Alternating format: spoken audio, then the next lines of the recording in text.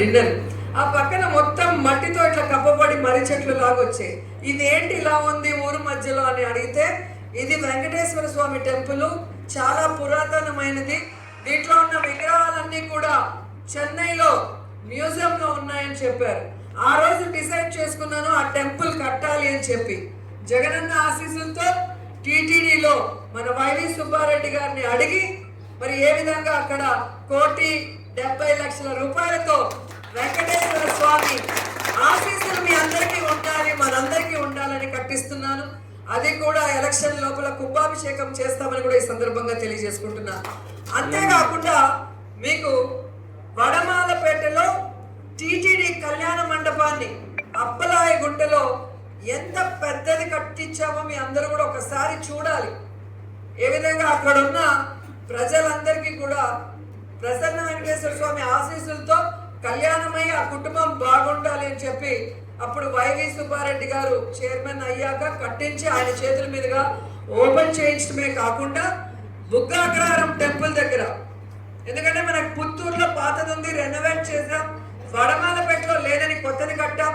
Nindra Vijayapuram నగరిలో TTD కళ్యాణ మండపం లేదే. మన వాళ్ళు చెన్నై అంటారు, అటు పిచ్చాటూరు అంటారు, ఇటేదో పల్లిపట్టు అంటారు, ఎక్కడెక్కడో పెళ్ళిళ్ళు. ఒక రోజు పెళ్ళిళ్ళకి వెళ్ళాలంటే ఎటు సైడ్ వెళ్ళాలో తెలియని పరిస్థితి. సో నా కంఫర్ట్, మీ కంఫర్ట్, ఇద్దరి కంఫర్ట్ కోసం మరి బుగ్గాగ్రహారం దగ్గర దాదాపుగా 2 కోట్ల రూపాయలతో కళ్యాణ మండపం భూమి పూజ జరిగింది. వర్క్ కూడా జరుగుతూ ఉంది. ఖచ్చితంగా దాన్ని కూడా శరవేగంగా పూర్తి చేసి మీకు అందుబాటులోకి తీసుకొస్తామని కూడా ఈ సందర్భంగా తెలియజేసుకుంటున్నా.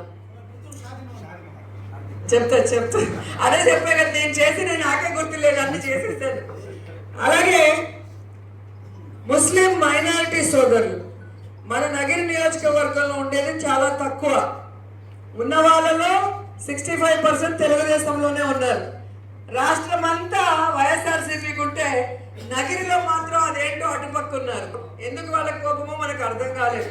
సరే, వారి కోసం మన మహీన్ భాయ్ స్టేట్ మైనారిటీ డైరెక్టర్ అడిగారు, మన ముస్లిం కోసం మనం ఏదైనా చెయ్యాలి మేడం, ఇక్కడ షాదీ మహల్ కట్టిస్తే పేద ముస్లిమ్స్ అంతా కూడా తక్కువ ఖర్చుతో, ఎందుకంటే ఇప్పుడు నేను టీటీడీ అనేది అందుకే తెలుగు వాళ్ళకి తక్కువ ఖర్చుతో ఘనంగా భగవంతుడి ఆశీస్సులతో పెళ్లి జరిగినట్టే మైనారిటీ సోదరులకి కూడా తక్కువ ఖర్చుతో ఘనంగా హ్యాపీగా పెళ్లి చేసుకునే విధంగా షాదీ మహల్ని దాదాపుగా మేము 1,80,00,000 ఫస్ట్ తెచ్చాము. ఆ తర్వాత తుడా మళ్ళీ 56 లక్షలు తెచ్చాము. మళ్ళీ ఇప్పుడు ఒక 30-35 లక్షలు మొన్న మళ్ళీ కూడా ఈ ఈద్గార్లు, దాంట్లోనే ఈద్గా ఉంది ఆ కాంపౌండ్లోనే, అలాగే మసీద్ ఉంది, అవన్నీ కూడా రెనోవేషన్. అంటే దాదాపుగా 2.5 కోటి పైగానే ఈరోజు శాంక్షన్ చేయించి అక్కడ పూర్తి చేయడమే కాకుండా మన కాన్స్టిట్యున్సీలో ఎక్కడెక్కడ ముస్లిం మైనారిటీ సోదరుల మసీదులు ఉన్నాయో వాటి రెనోవేషను, అలాగే శ్మశానాలకి కాంపౌండ్ వాల్స్, బోర్డ్స్ ఏం అడిగారో అవన్నీ కూడా ఫైల్ రన్ చేసి, నా అదృష్టం బాగుండి ఎన్నికల ముందే అది జీవో రావడం చాలా హ్యాపీగా ఉంది. దాన్ని కూడా రేపటి నుంచి వర్కులు స్టార్ట్ చేస్తున్నామని కూడా ఈరోజు చెప్తున్నాం.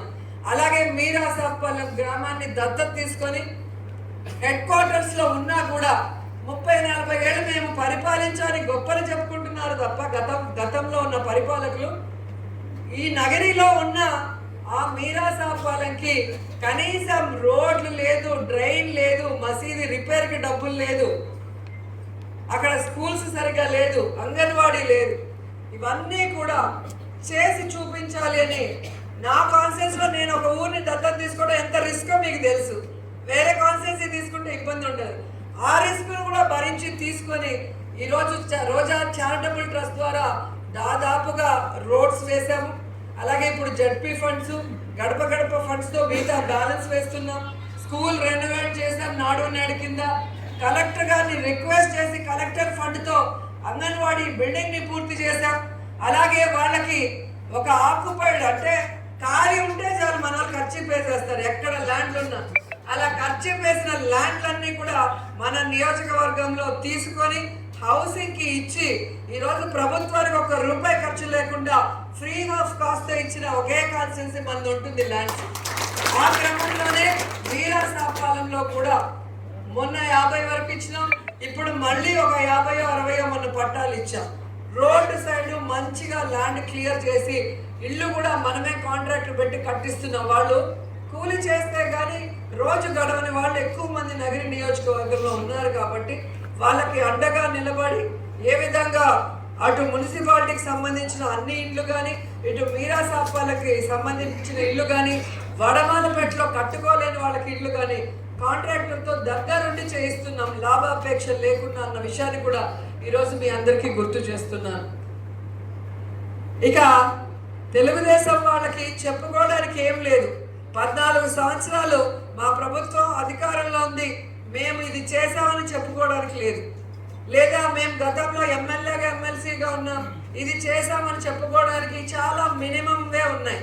కానీ ఈరోజు మనం చెప్పడానికి 4.5 సంవత్సరాల్లో 2.5 సంవత్సరం కోవిడ్కి పోయినా ఆ కోవిడ్లో కూడా మనం చేసి చూపించాం. ఈ 2 సంవత్సరాల్లో కూడా డెవలప్మెంట్ని, వెల్ఫేర్ని చేసి చూపించాం. కాబట్టి 100% ప్రతి బూత్లో 70% పైగా ఓట్లు పోలయ్యేలాగా చూసుకోవాల్సిన బాధ్యత ప్రతి నాయకుడి మీద